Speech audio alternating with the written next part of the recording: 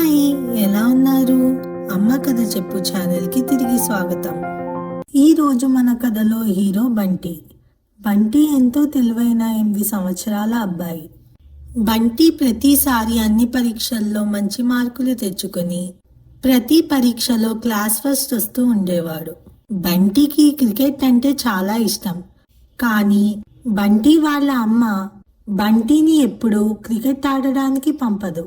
ఎందుకంటే ఆటల్లో పడితే చదువు మీద శ్రద్ధ పోతుందని ఆమె భావిస్తుంది. ఒకరోజు ఆదివారం నాడు సెలవు కావడంతో బంటి ఇంటి పక్కన ఉన్న స్నేహితులు క్రికెట్ ఆడుతూ బంటిని కూడా ఆడడానికి రమ్మని పిలవడానికి బంటి వాళ్ళ ఇంటికి వచ్చి బంటితో, ఒరే బంటి, మేము గ్రౌండ్ లో క్రికెట్ ఆడుతున్నాం, నువ్వు కూడా వస్తావా అని అడుగుతారు. అప్పుడు బంటి, ఆగండి, మా అమ్మని అడిగి వస్తా అని చెప్పి పరిగెట్టుకుంటూ వాళ్ళ అమ్మ దగ్గరకు వెళతాడు. బంటి లోపలికి వెళ్ళి చూసేటప్పటికి వాళ్ళ అమ్మ బంటి పుస్తకాలను తీసుకుని బంటిని చదివించడానికి ఎదురు చూస్తూ ఉంటుంది. వాళ్ళ అమ్మను అలా పుస్తకాలతో చూసిన బంటి మనసులో, ఉదయమేగా చదివించింది, మళ్ళీ పుస్తకాలు ముందేసుకుని కూర్చుందేంటి? మళ్ళీ చదివించేస్తుందేమో.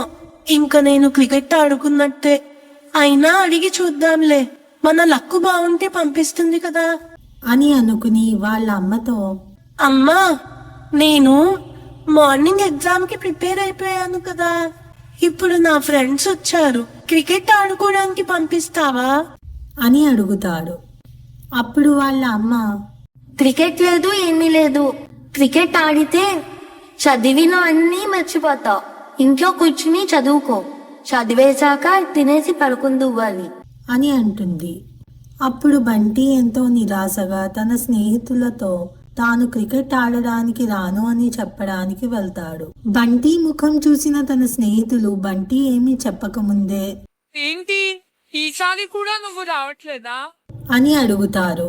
అప్పుడు బంటి బాధగా, మీకు తెలిసిన విషయమేగా, నా లైఫ్ ఇంతే, మీరు ఎంజాయ్ చేయండి అని చెప్పి ఇంటి లోపలికి వెళ్లి వాళ్ళ అమ్మ చెప్పినట్టుగానే చదువుకుని ఎప్పటిలాగా పరీక్షలు బాగా రాస్తాడు. కొన్ని రోజుల తర్వాత ఒక రోజు బంటి వాళ్ళ స్కూల్లో పిల్లలు మరియు వాళ్ళ పేరెంట్స్ కి గెట్ టుగెదర్ పార్టీ పెట్టి ఆ పార్టీలో సరదాగా ఆడుకోవడానికి గేమ్స్ ఏర్పాటు చేసి గెలిచిన వారికి గిఫ్ట్స్ కూడా ఇస్తారు. ఆ పార్టీలో బంటి వాళ్ళ అమ్మ దగ్గరకు వచ్చి, అమ్మా, నేను క్రికెట్ ఆడనా అని అడుగుతాడు. అప్పుడు వాళ్ళ అమ్మ తన కొడుకు క్రికెట్లో కూడా ఫస్ట్ రావాలి అని అనుకుని బంటిని క్రికెట్ ఆడడానికి పంపిస్తుంది. కానీ బంటికి ఫిజికల్ యాక్టివిటీస్ ఏమీ లేకపోవడం, ఎండలో ఎక్కువసేపు ఉండే అలవాటు లేకపోవడంతో బంటి క్రికెట్ సరిగ్గా ఆడలేకపోవడంతో పాటు అసలు ఎండలో నిలబడలేక కళ్ళు తిరిగి పడిపోతాడు. అప్పుడు బంటి వాళ్ళ పేరెంట్స్ తో పాటు మిగిలిన పిల్లల తల్లిదండ్రులు కూడా కంగారుగా అక్కడకు వెళ్తారు. అక్కడకు వచ్చిన పిల్లల పేరెంట్స్ లో డాక్టర్ కూడా ఉండడంతో బంటిని చెక్ చేసి కంగారు పడుతున్న బంటి వాళ్ళ అమ్మతో, కంగారు పడకండి, ఎండలో ఆడడం కారణంగా పడిపోయాడు అని అంటాడు. అప్పుడు బంటి వాళ్ళ అమ్మ, మిగిలిన అందరు పిల్లలు చక్కగా ఆడుతున్నారు కదా, నేను బంటికి ఎప్పుడు పంచి పోషకాలు కలిగిన ఆహారమే ఇస్తూ ఉంటాను, కానీ ఎందుకు ఇలా అయింది అని ఆశ్చర్యంగా అడుగుతుంది. అప్పుడు డాక్టర్, మంచి ఆహారం ఒక్కటే సరిపోదు, పిల్లలు బయట ఆడడం వల్ల వాళ్ళు ఫిజికల్ గా స్ట్రాంగ్ అవుతారు. ఎంత మంచి ఆహారం తిన్నప్పటికీ పిల్లలకి ఫిజికల్ యాక్టివిటీ లేనప్పుడు అంతా వ్యర్థమే అని చెబుతాడు.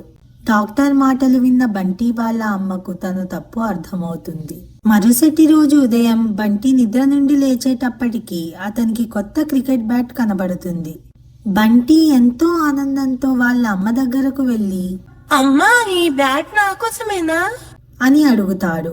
అప్పుడు వాళ్ళ అమ్మ, అవును, ఇక నుంచి ప్రతిరోజు 1 గంట నువ్వు క్రికెట్ ఆడుకోవచ్చు అని చెబుతుంది. బ్యాట్ తో ఎంతో ఆనందంగా బయటకి వెళ్లి చూసేటప్పటికి అక్కడ వాళ్ళ నాన్న కొత్త సైకిల్ తో నిలబడి ఉంటాడు. అది చూసిన బంటి మరింత ఆనందంతో వాళ్ళ నాన్నతో, ఈ సైకిల్ కూడా నా కోసమేనా అని అడుగుతాడు. అప్పుడు వాళ్ళ నాన్న, అవును, ఇక రోజు సైకిల్ మీదే నువ్వు స్కూల్ కి వెళ్ళొచ్చు. అని చెబుతాడు. అప్పుడు బంటి ఎంతో ఆనందంగా తన పేరెంట్స్తో హుర్రే, ఈ రోజు నా లక్కీ డే. మీరు సడన్ గా ఇంత మంచి వాళ్ళు అయిపోయారేంటి?